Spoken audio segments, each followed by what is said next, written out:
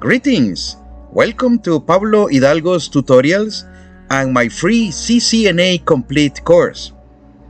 Today I bring you lesson number 2, TCP/IP stack and OSI module. In the last video, we began the topic of protocol stacks or protocol suites. Let's remember that a protocol suite is a set of protocols that work together in order to provide network communication services. The Internet Protocol Suite, or TCP/IP, is the most common and important protocol suite used today.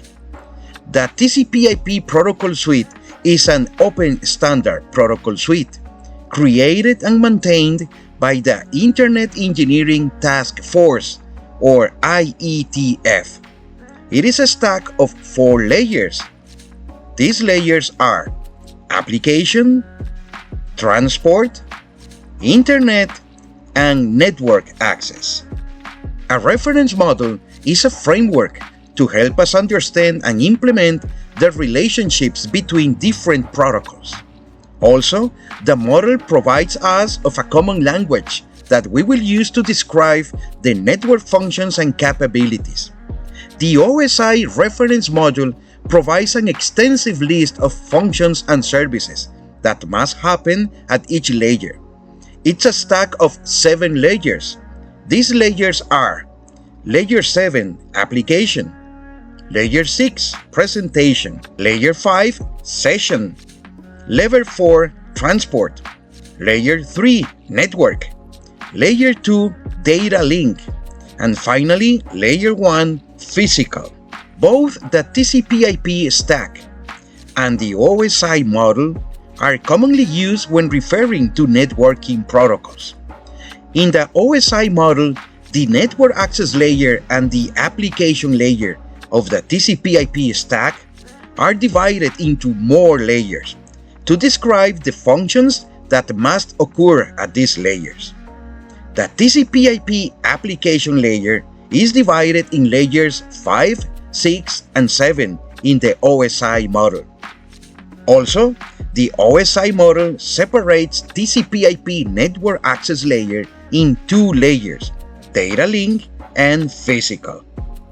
The original TCP/IP stack divides the networking functions into 4 layers, while the OSI module has 7 layers. On both cases, the top layer focuses more on the applications that needs to send and receive data, while the lower layer focuses more on the need to transmit the bits from one device to another.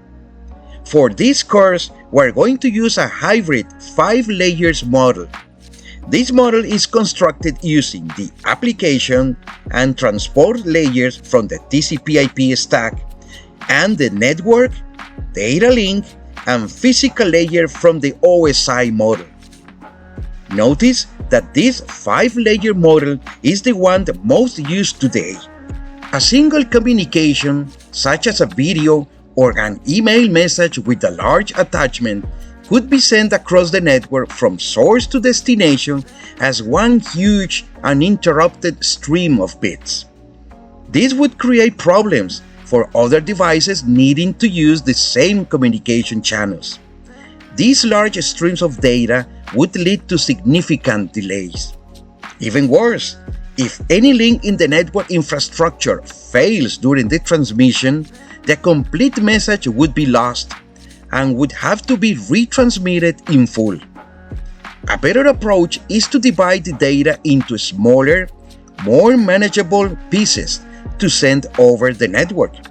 Segmentation is the process of dividing a string of data into smaller units for transmission over the network.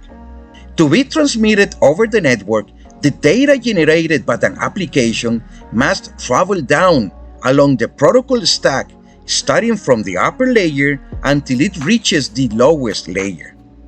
Each layer receives the data from the layer above and adds its own header.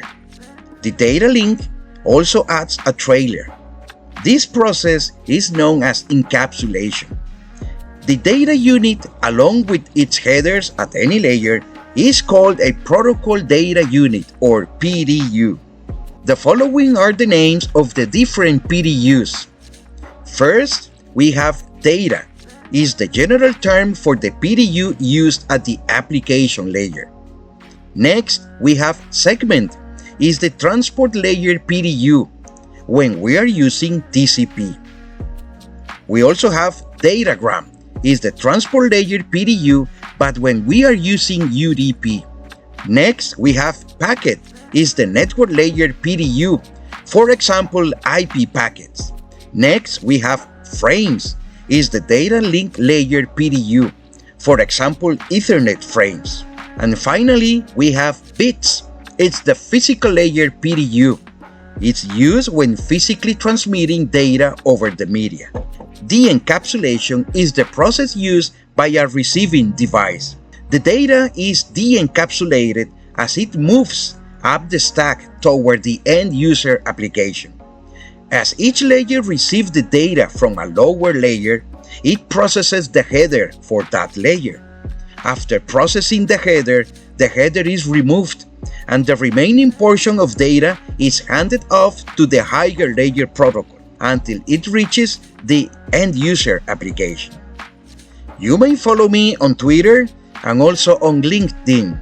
And please subscribe to the channel if you are not already a subscriber. For our next lesson, I will present to you the physical layer, and we will begin with copper UTP. Thanks for watching. See you in the next lesson. Goodbye.